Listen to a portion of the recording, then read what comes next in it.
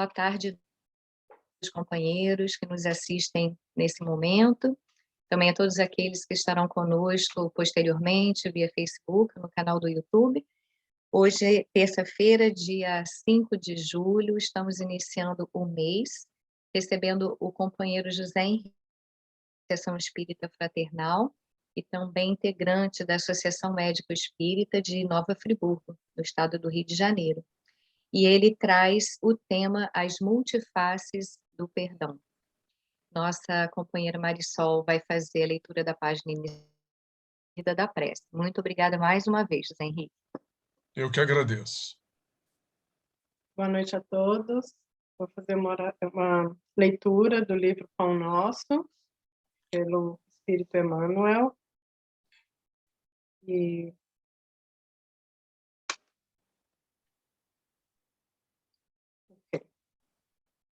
com ardente amor, mas, sobretudo, tende ardente caridade uns para com os outros.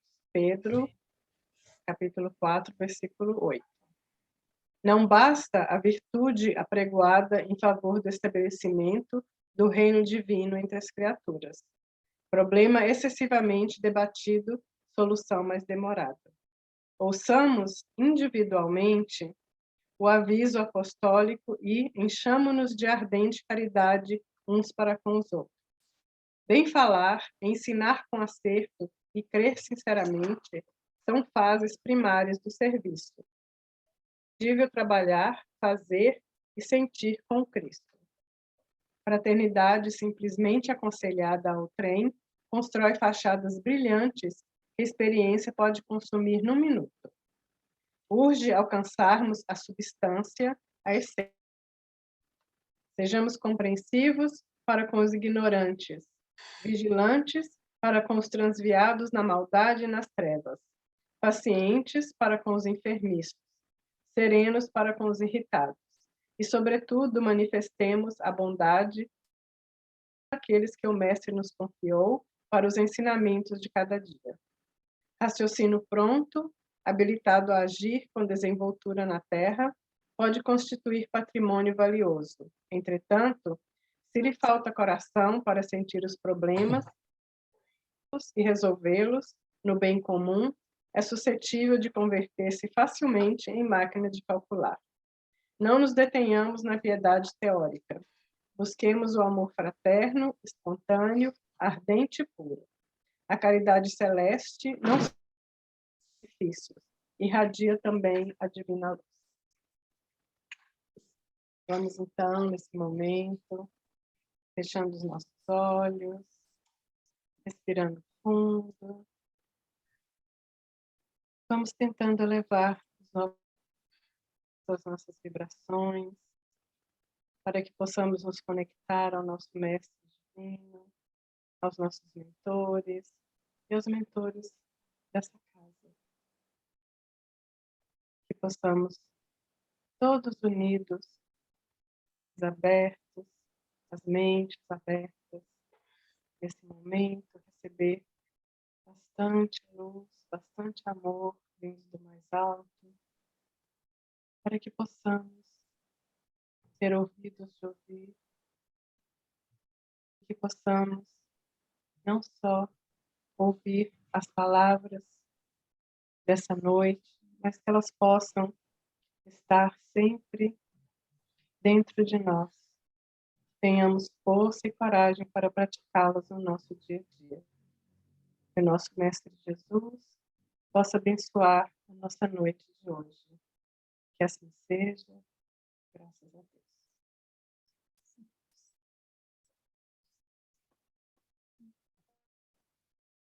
Obrigada.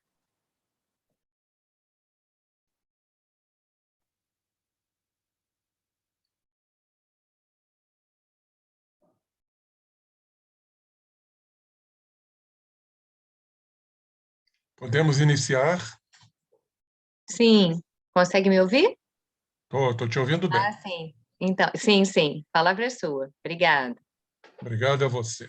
Primeiramente, antes de passarmos às telas, eu queria agradecer, sobretudo, o convite tão carinhoso, tão amoroso, para interagirmos, embora estejamos em continentes tão distantes, mas estamos unidos de coração. Pois falar do Cristo, falar deste capítulo tão importante para a nossa alma, que é a virtude do perdão, realmente cabe-nos um esforço muito grande, uma dedicação maior e uma compreensão profunda, pois sabemos da extrema dificuldade de eclodirmos e desenvolvermos esta virtude, este sentimento. Muitos dizem, eu perdoo, mas só diante de uma ofensa, até de uma agressividade, de uma violência, nós vamos ver realmente se estamos a perdoar. A intenção é a melhor possível, sabemos disso. Mas, na prática, tudo é um pouco mais diferente. Inclusive, poderíamos dizer que o corpo, a organização física, é o último setor a perdoar, pela densidade da matéria. Os registros ficam ali esculpidos e para o processo de diluição realmente vai demorar um pouco mais tempo diante da densidade da matéria. Vamos dar um exemplo claro para ser entendido. Às vezes nós perdoamos, não nos sentimos mais ofendidos, tudo isso no campo mental, no campo psíquico, no campo espiritual. Mas digamos que a gente se encontre com o ofensor na rua, na mesma calçada. Primeiro, vamos ter vontade de atravessar a rua.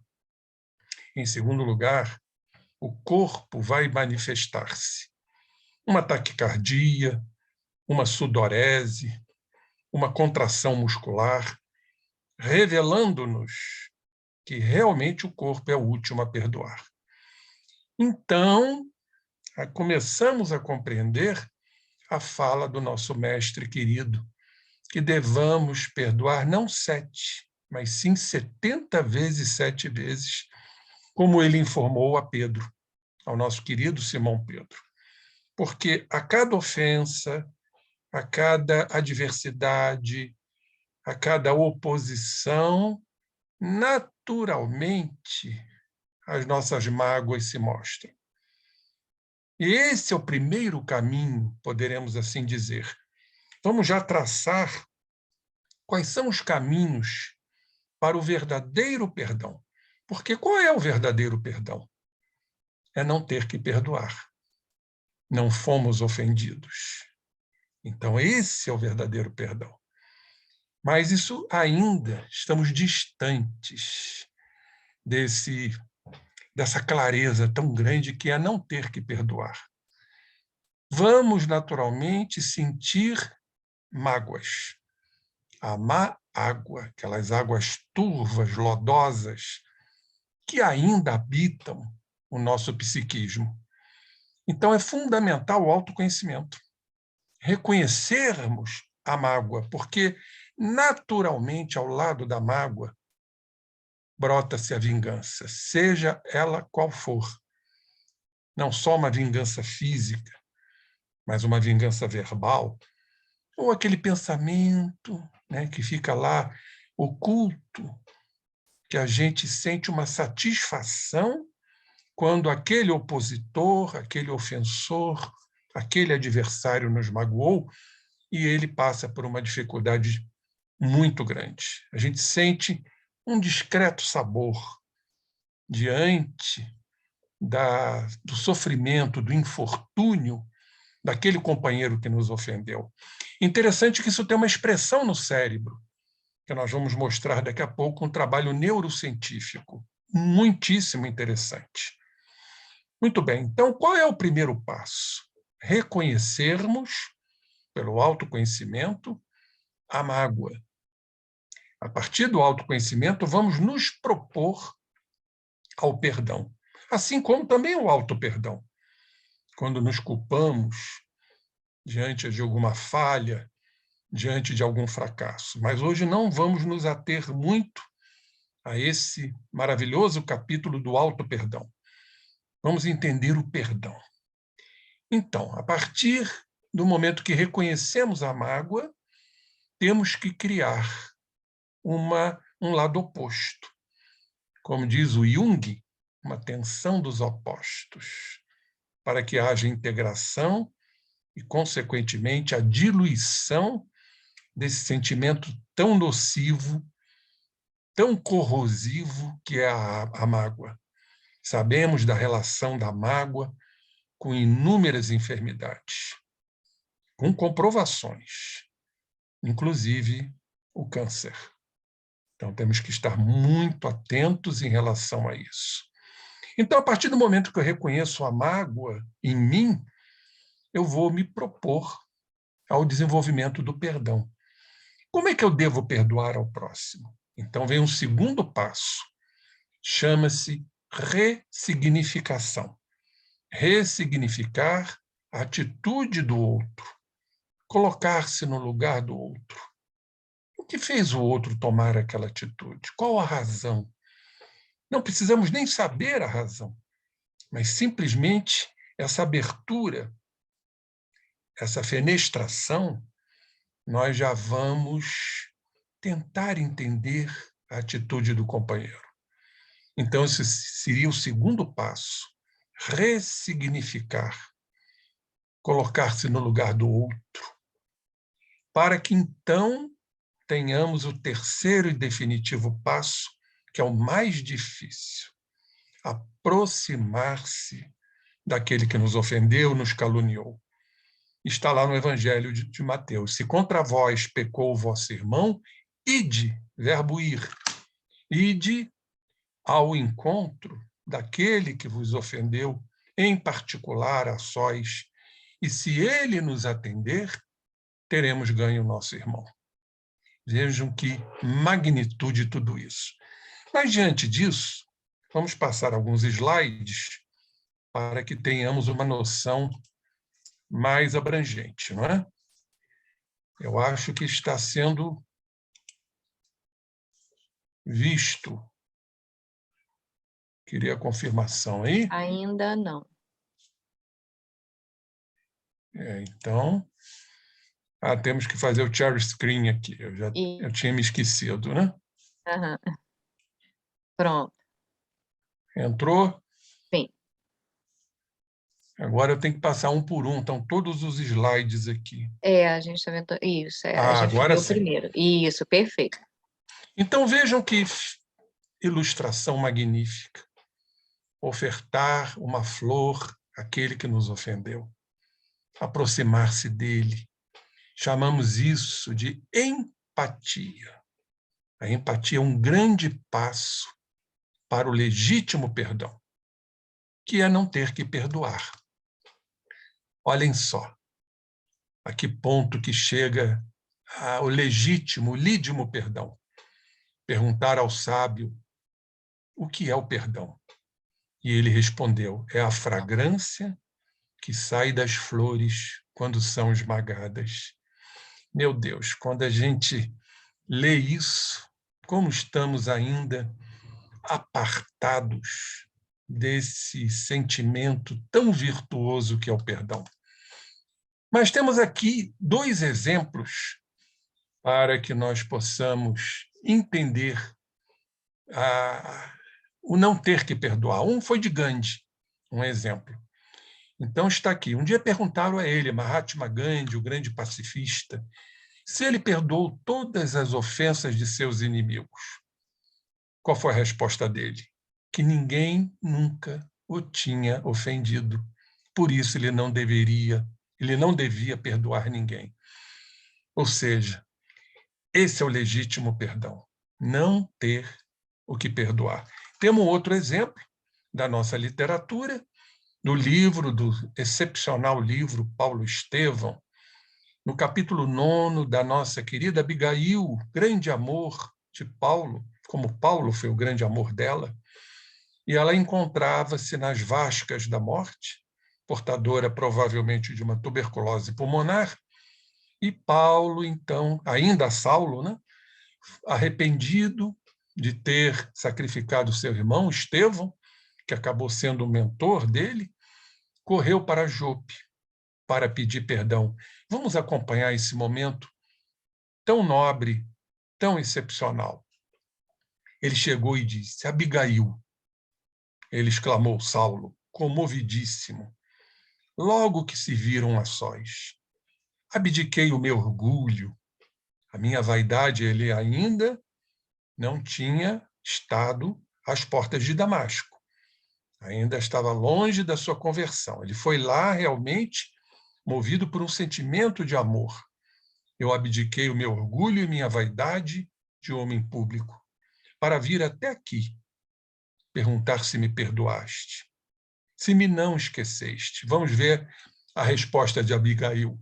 Esquecer-te, respondeu ela de olhos úmidos. Por mais rude e longa que seja a estação de sol ardente, a folha do deserto não poderá esquecer a chuva benéfica que lhe deu a vida. Não me fales igualmente em perdão, pois acaso poderá alguém perdoar-se a si mesmo? Aqui ela está fazendo uma citação ao alto perdão, como quem estava a lhe dizer: você já se perdoou pela atitude? E nós, Saulo, pertencemos-nos um ao outro para a eternidade. Então veja o sentimento nobre, alvinitente desta criatura em relação a Saulo que a abandonou. E ela encontrava-se nos seus momentos finais.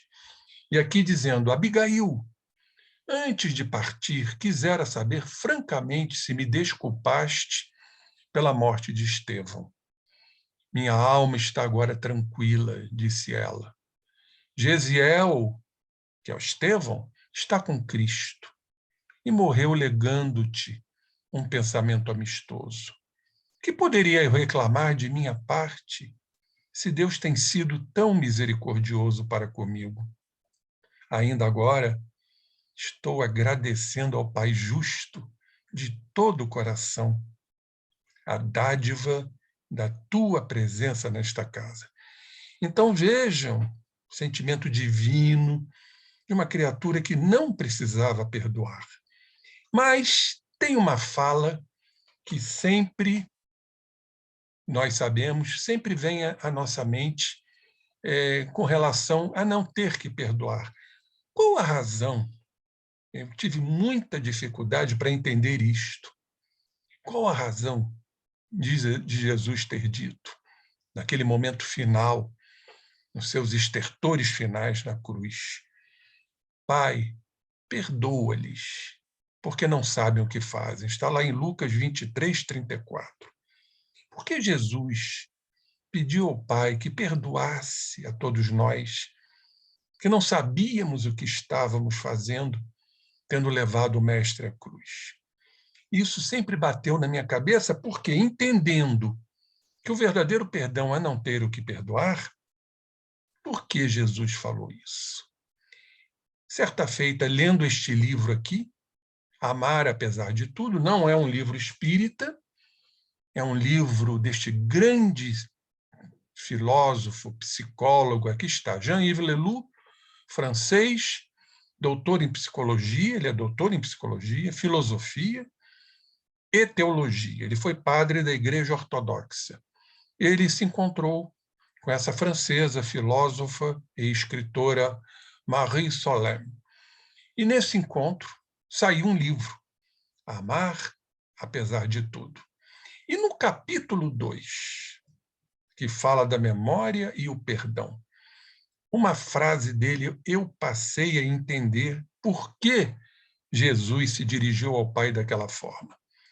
Jean-Yves Leloup nos diz: efetivamente, somente Deus poderá perdoar. No entanto, como Deus perdoa? O homem através do homem. Aí eu entendi claramente. O que significa isto? Jesus nos disse que o reino de Deus não encontra-se nem aqui, nem acolá. O reino de Deus encontra-se em nós. Então, Deus está em nós. E se Deus está em nós, todas as virtudes estão em nós. As leis de Deus a serem trabalhadas estão em nós. No inconsciente puro, na essência do self, no logos de Heráclito, no ultraser de Plotino, na zona crística. Portanto, quando estamos trabalhando uma das leis, que é exatamente o perdão, não é Deus que está nos perdoando. É, em verdade, estamos utilizando das leis de Deus. Então, ele perdoa o homem através do homem, que, em verdade, é o homem que está perdoando. Aí eu entendi esta fala tão significativa, tão profunda de Jesus naquele momento final na cruz. Benjamin Franklin, o criador do para-raios, ele nos traz esta frase aqui muito interessante, que as 3 coisas mais difíceis do mundo são guardar um segredo, perdoar uma ofensa e aproveitar o tempo. Isso é uma grande realidade. Temos muitas dificuldades em guardar um segredo, aproveitar o tempo nem se fala, o desperdiçamos sempre, e perdoar a ofensa, como já falamos. E Emmanuel coloca aqui também essa frase, que perdão e tolerância são alavancas da sustentação da nossa paz íntima. Então, quem perdoa, o alívio do perdão, a ponto de chegar mais à frente, de não ter que perdoar, esse vive em constante paz. E a tolerância está muito ligado a isso, porque a intolerância é exatamente a ausência do perdão em relação à criatura que tem que ser como ela é. E nós temos que tolerar as criaturas como elas são. Então, perdão e tolerância são 2 alavancas para a paz interior. E nós sabemos, companheiros, que a ausência do perdão, a mágoa, gera ansiedade, a expectativa de um dia aquele que nos ofendeu, aquele que nos magoou, passar por uma desdita, por uma desventura.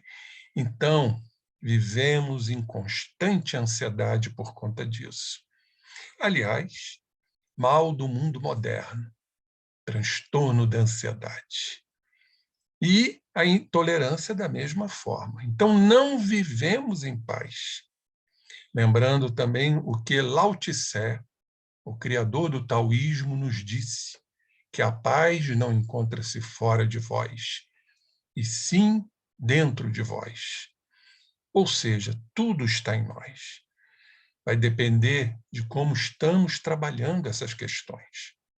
Pela consciência, o ego, a determinação do ego, o centro da consciência, de trabalhar essas questões que estão no inconsciente. Emmanuel também aqui nos diz, não atingiremos a paz sem desculpar os erros alheios, que em outras circunstâncias poderiam ser nossos também. Esse grande prolífico é fecundo, é aquele que é autor de várias obras, chamava-se Tertuliano. Por que trouxe isso? Nós vamos entender mediante os estudos neurocientíficos modernos, muito interessantes. Tertuliano, ele foi um prolífico autor das primeiras fases do cristianismo. Ele nasceu em Cartago, na província romana da África. Foi o primeiro autor cristão a produzir uma obra literária em latim. Ele nasceu no ano de 160 e desencarnou no ano 220, ou seja, viveu 60 anos. Vamos ver o que ele diz. Ou disse, né? Você quer ser feliz por um instante? Vingue-se. Você quer ser feliz para sempre? Perdoe. Parece-nos que ele estava antevendo descobertas científicas. Porque exatamente isso, companheiros, isso é fundamental entendermos para lutarmos profundamente na prática do perdão, dentro daqueles aspectos ditos no início. Autoconhecimento da mágoa, ressignificar a atitude do outro e, se possível, irmos ao encontro daquele que nos ofendeu para começarmos o trabalho de empatia. Muito bem. Por que feliz por um instante? Porque acontece no cérebro, e vocês vão ver já já, que no momento que nos vingamos, é interessante isso, dispara-se um circuito, chamado circuito da felicidade e da alegria, só que momentâneo. Por que momentânea? Porque a mágoa vai continuar dentro de nós, a ansiedade vai continuar dentro de nós. E quando houver uma nova agressão, uma nova adversidade, uma nova ofensa, uma nova maledicência, vamos novamente nos magoar. E aí, se a gente conseguir se vingar, vamos ter satisfação por um instante. Mas, quando a gente começa a trabalhar o legítimo perdão, como foi dito aqui, nós estaremos combatendo a ansiedade, combatendo a depressão, porque por trás do processo depressivo vamos encontrar o sentimento de culpa, de incapacidade, de impotência, de não realizar aquilo que desejamos. A criatura cai nos terrenos pantanosos do desânimo, da perda de energia, nas fixações mentais, ou melhor, a fixação mental predominante, que é a culpa. Então, cabe-nos, entendendo tudo isso, seguir nesse tríplice caminho. Ou seja, repito, porque isso é importantíssimo, auto-perdão, ressignificação e irmos ao encontro daquele que nos ofendeu, para começarmos a sedimentar o processo de empatia, para nos vermos livres dos quadros ansiosos, dos quadros depressivos e, fundamentalmente, o traslado disso para o corpo físico. Os sintomas e também as enfermidades oriundas de tudo isto. As nossas células vão sofrer sobremaneira. Então, diante disso, praticamente para encerrarmos a nossa apresentação, vamos apresentar aqui este trabalho magnífico, que foi realizado pela doutora Susana Herculano Rosel, essa neurocientista da Universidade Federal do Rio de Janeiro. Pelo que me consta, ela não está morando mais no Brasil, por falta exatamente de investimento em pesquisa. Ela fez um trabalho muito bonito, o perdão segundo os estudos científicos e de pesquisa dela. Vamos ver o que ela nos trouxe, porque isso é fundamental. Ela diz: o perdão põe fim ao estresse, olhem só, causado por aquele ódio crônico que fica dentro de nós, remoendo. Tem criaturas que guardam mágoas uma existência inteira, aguardando um infortúnio do companheiro que nos ofendeu. Aí vem aquela frase de satisfação. Neste momento, o cérebro desencadeia um circuito da felicidade, da alegria, de ver o outro sofrer, aquele que nos ofendeu. Muitos dizem: está vendo? O castigo vem a cavalo.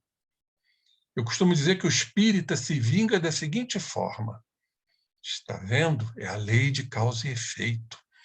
Mas tudo gera uma satisfação.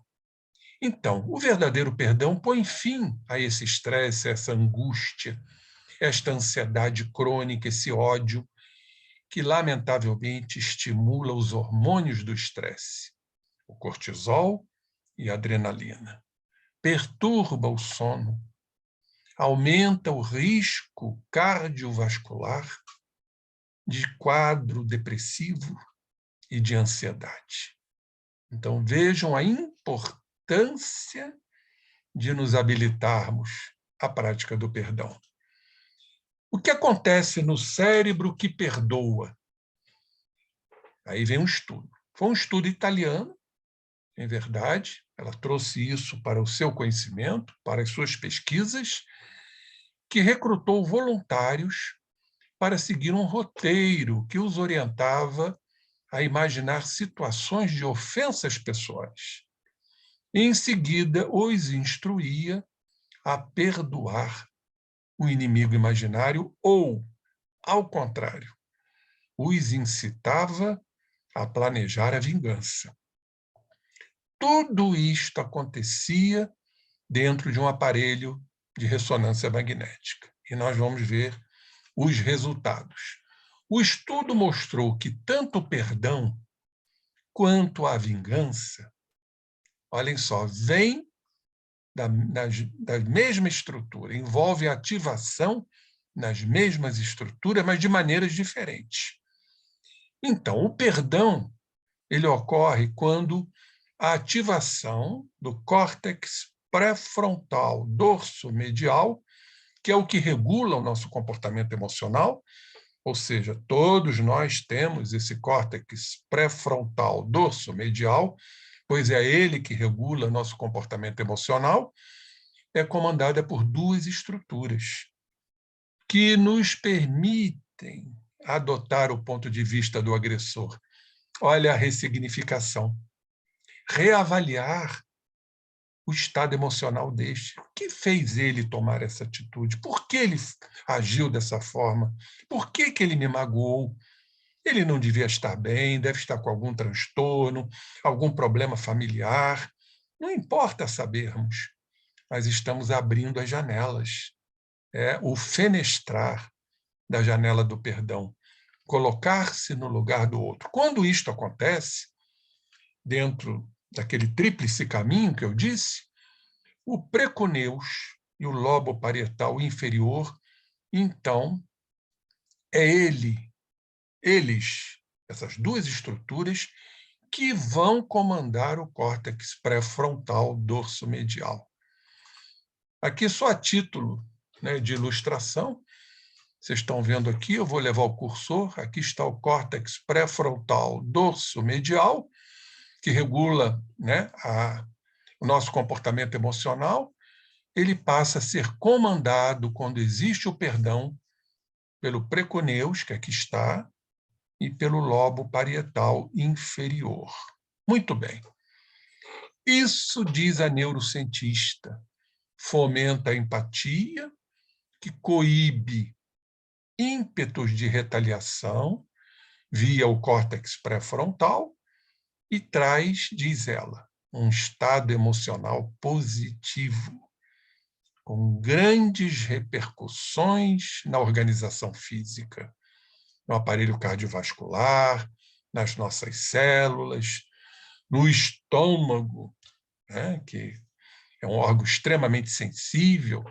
Muitas criaturas, por conta de mágoas, ansiedades, ressentimentos, desencadeiam um processo de gastrite ou de úlcera péptica. Enfim, é o alívio do perdão concedido. Agora, se não houver o perdão, olhem só, essa mesma estrutura que regula o nosso comportamento emocional, o córtex pré-frontal dorso-medial, também é ativado, mas aí sob o controle de uma outra estrutura, o giro temporal medial, e não do preconeus e do parietal inferior, mas que também estão ativos, mas aí ocupados em julgar o agressor, um vilão. Esse giro temporal medial representa a intenção alheia, nesse caso, de nos fazer mal.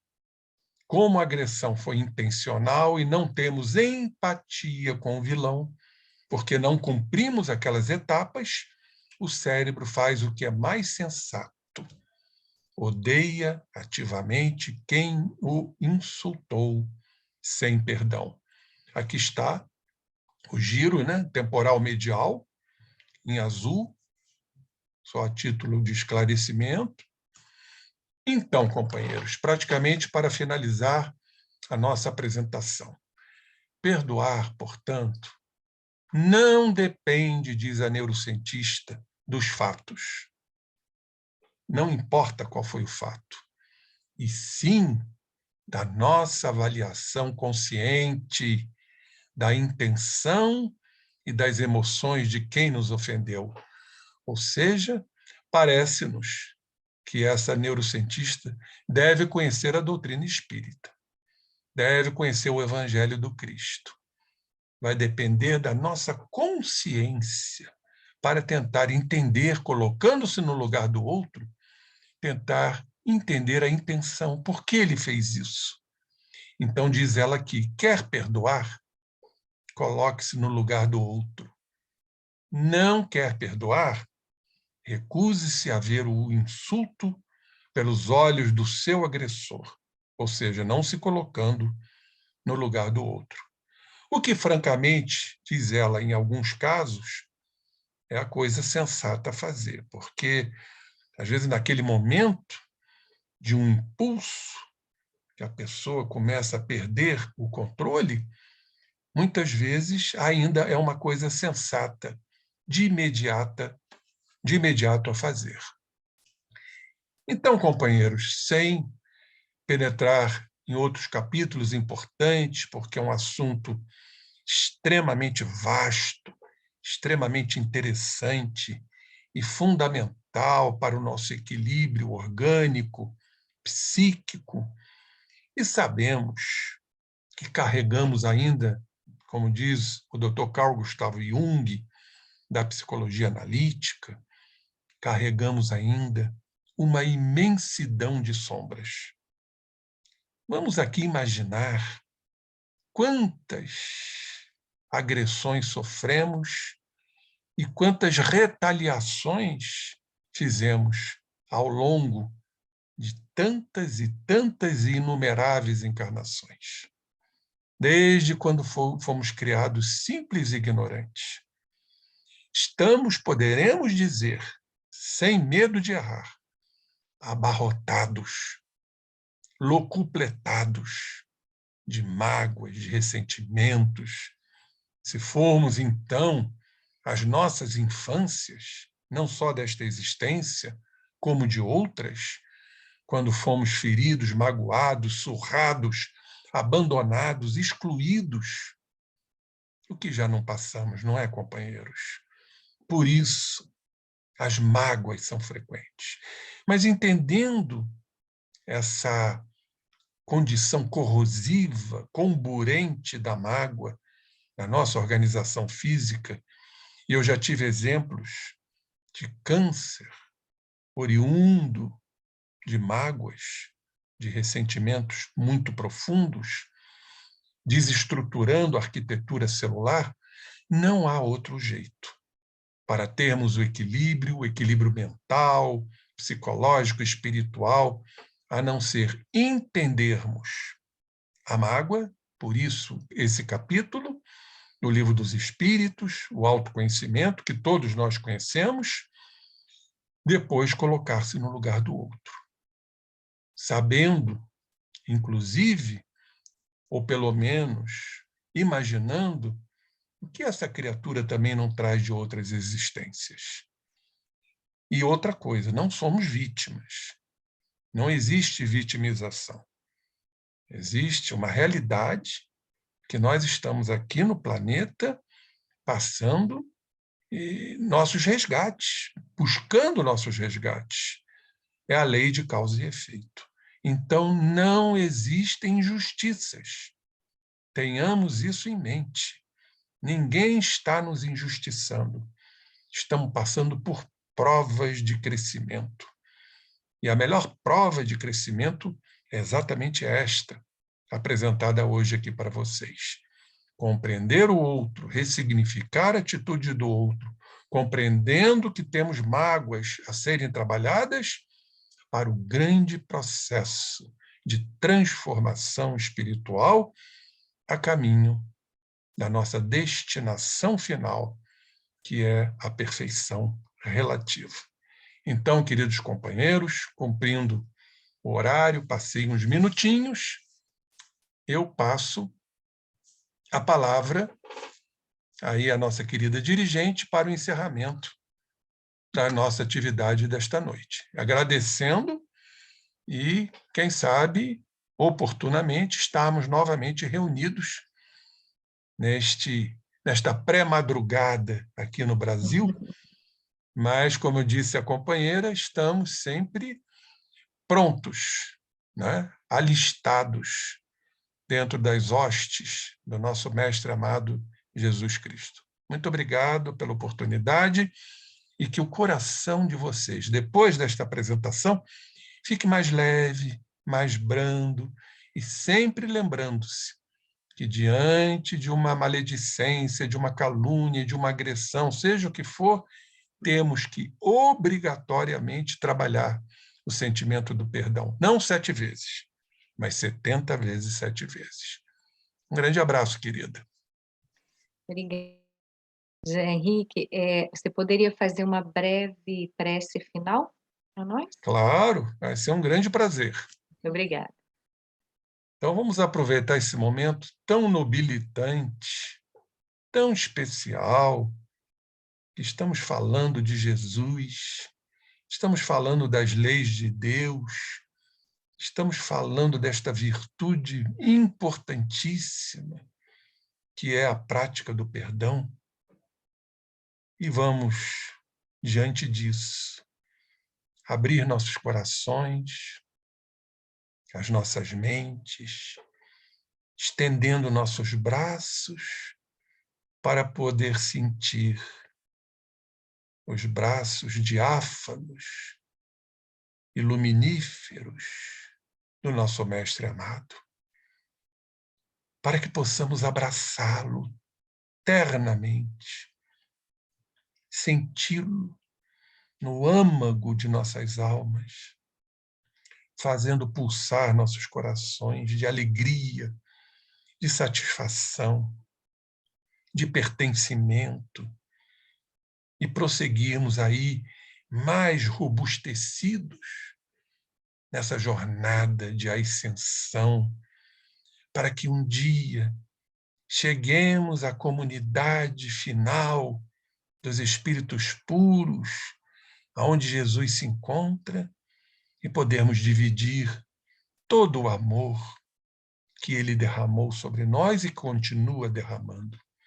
Então com profunda alegria, prosternado, como Paulo se prosternou, quando tu, Jesus, rasgaste o céu e perguntaste: Saulo, Saulo, por que me persegues? Nós não estamos mais te perseguindo, Jesus, hoje, mas certamente já te repelimos de alguma forma, mas hoje estamos alistados com profundo amor neste caminho atapetado de estrelas que tu deixaste, para sentir as blandícias do teu amor e de tua luz. E só assim, então, nos sentimos felizes e gratos por esta noite. E pedimos, portanto, Mestre amado, a permissão para encerrarmos a nossa apresentação desta noite e podermos, então, descansar, nos emanciparmos, irmos ao mundo espiritual para recebermos as dádivas que vai fazer com que prossigamos em nossa jornada, em nossa caminhada. Ó Jesus, gratos estamos. Esteja conosco hoje e sempre. Graças a Deus.